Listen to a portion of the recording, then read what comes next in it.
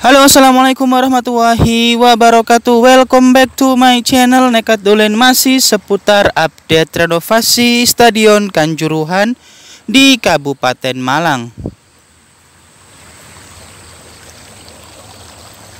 Memasuki pertengahan bulan Juni 2024, telah banyak terjadi progres yang cukup signifikan yang terjadi di dalam maupun di luar dari lapangan Stadion Kanjuruhan.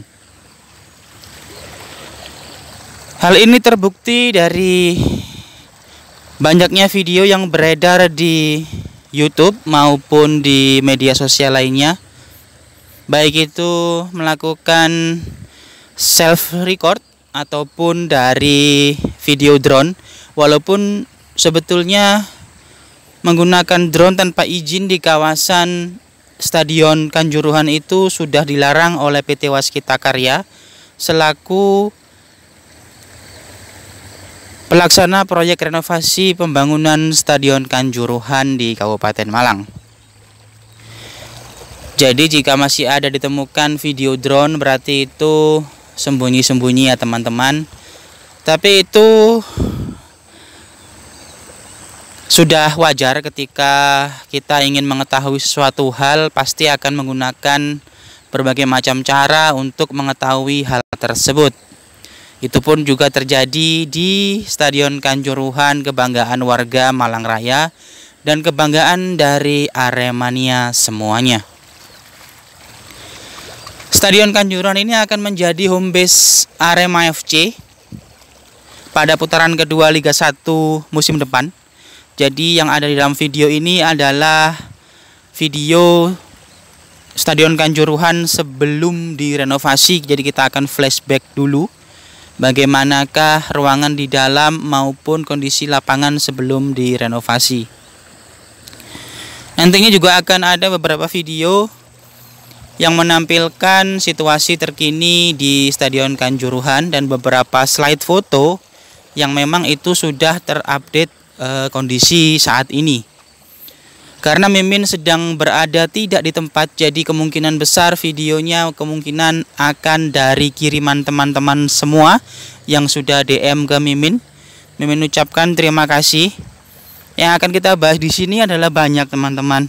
Jadi saksikan video ini sampai selesai agar kalian mendapatkan informasi yang menarik dan akuntabel terhadap apapun yang terjadi di dalam proses renovasi Stadion Kanjuruhan sendiri. Dan di sini banyak sekali yang DM ke Mimin mengenai mengapa single seatnya seperti itu. Jadi nanti kita akan bahas dalam video ini. Saksikan sampai selesai agar tidak gagal paham, dan usahakan selesaikan dulu menonton video baru berkomentar. Karena banyak sekali dari teman-teman sesama konten kreator maupun yang ada di dalam video Mimin yang berkomentar rata-rata tidak disaksikan sampai selesai. Jadi mereka hanya melihat video tanpa mau tahu narasinya seperti apa. Sebetulnya korelasi sebuah video itu adalah ketika kita mendengarkan narasinya sampai selesai. Jadi kita mendapatkan informasi sembari melihat apa yang ditayangkan di dalam video tersebut. Ya, kita harus belajar untuk maju teman-teman ya. Netizen plus 62 ini memang terkenal sih. Jadi semoga terkenalnya itu karena hal-hal yang positif begitu. Marilah kita bahas dalam video ini mengapa menggunakan kursi single seat yang seperti itu. Yang pertama adalah kondisi Stadion Kanjuruhan ini adalah outdoor untuk tribun ekonomi. Jadi hampir 85% itu adalah outdoor. Hanya 15% saja yang tertutupi di tribun VVIP maupun VIP. Jadi kenapa tidak ada rangka besinya? Hal tersebut kemungkinan besar untuk mengurangi terjadinya dampak kerusakan oleh alam. Jadi ketika panas, hujan, cat itu ada umurnya. Lapisan galvanis saja bisa berkarat dalam jangka waktu tertentu jika terkena air hujan. Jadi korosinya bisa ada di situ walaupun itu lapisan anti karat. Jadi punya umur seperti itu ya. Jadi kenapa tidak dipasang rangka besi? Jadi hanya menempel saja fiberglassnya langsung ke floor dari tribun sendiri, yaitu beton. Nah, dari segi anggaran sekarang kita bahas. Jika di Kanjuruhan itu umpamakan kita sama ratakan ya, walaupun nanti kursinya sedikit berbeda, yang untuk disabilitas, yang sekarang terpasang itu di marketplace satu picisnya itu berkisar di angka 300 ribuan teman-teman. Jika jumlah kursinya kita samakan ya, kursinya modelnya seperti itu semua, itu sekitar 21.700-an. Itu ketemu sekitar 6 miliar sekian. Hanya bahannya saja teman-teman. Kemudian kita compare dengan single seat yang memakai rangka yang bisa ditekuk seperti yang ada di Stadion Kapten Iwayan Dipta. Itu di marketplace per picisnya seharga 1.300.000. Jadi perbedaannya adalah ada selisih 1 juta rupiah per picisnya teman-teman. Itu cuman bahannya saja ya. Dan jika dikalkulasi single seat yang berangka itu bisa sampai menyentuh angka sekitar 28 miliaran. Koreksi nanti di komen ya kalau salah.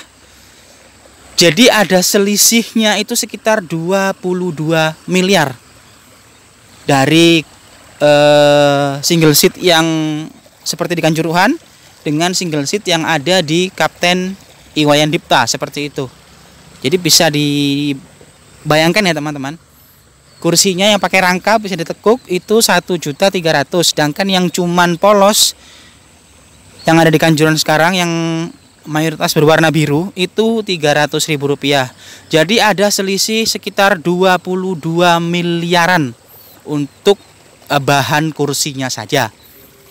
Dan apakah angka 331 miliar tersebut itu terlalu besar atau bagaimana? Silahkan tulis di kolom komentar. Jika 331 miliar dikurangi 22 miliar saja selisihnya, atau kita ambil single seat yang berangka itu sekitar 28 miliar. Jadi kita ambil yang 31 miliar saja masih sisa seperti itu. Sedangkan untuk merenovasi total itu 331 miliar dan nanti ada dana cadangan sampai 390 miliar. Nah, bisa teman-teman pikirkan sendirilah. Kira-kira kemahalan atau tidak.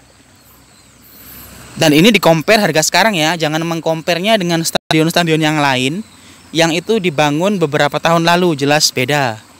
Kalau mau meng-compare ya bolehlah dengan Stadion Daha Jayati di Kediri yang sama-sama tahun ini gitu. Dan itu dibangun dari awal. Mungkin bagi teman-teman yang sudah mengerti dunia perbangunan ya, kalau merenovasi dan membangun awal itu jelas beda. Beda di ongkos kerjanya seperti itu teman-teman. Jadi memang tidak bisa dipukul rata. Nanti akan menimbulkan asumsi yang nggak pas gitu jadinya ketemunya. Kemudian kita lanjut dari apa yang ada di Stadion Kanjuruhan.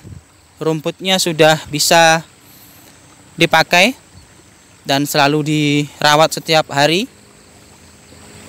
Dan dari sisi cabur atletik sendiri juga sudah rapi. Tinggal ada sela di antara lintasan lari dan tribun. Itu kemungkinan nanti menurut informasi yang Mimin dengar itu akan dipasang rumput sintetis. Hal ini mirip dengan apa yang ada di luar negeri sana. Jadi rumput alami, kemudian ada lintasan atletik dan di pinggirnya itu ada rumput sintetis. Dan semoga saja ini benar adanya, karena Mimin juga baru dengar seperti itu. Kemungkinan di Agustus nanti proyek pengerjaannya sudah bisa 85%, karena pada saat ini dikebut progresnya siang dan malam.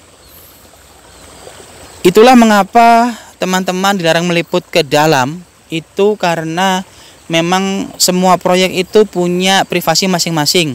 Kemarin Mimin ada yang dengar bahwa mengapa sudah dipasang kursi terlebih dahulu padahal tribunnya masih belum beres seperti itu.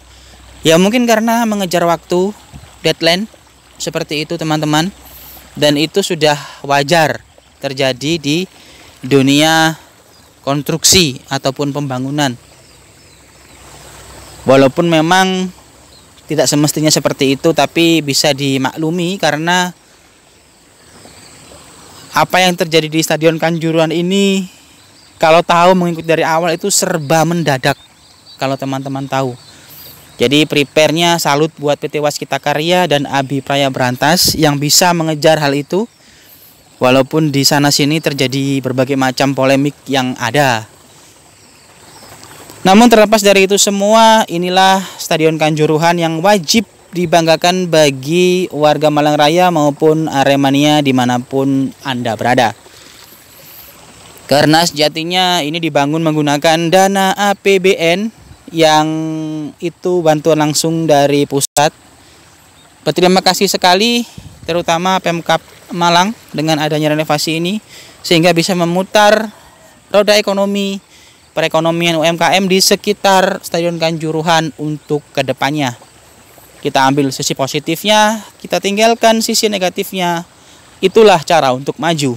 Jangan hanya mengejar kritik dan kritik tanpa dasar yang jelas. Terima kasih Nekatulin mengabarkan ini dari KS. Nantikan berbagai macam video menarik hanya di channel ini. Jadi jangan lupa subscribe ke channel ini dan selalu ikuti perkembangan update Stadion Kanjuruhan beserta berita Arema hanya di channel ini. Terima kasih yang sudah menyaksikan sampai akhir. See you next time.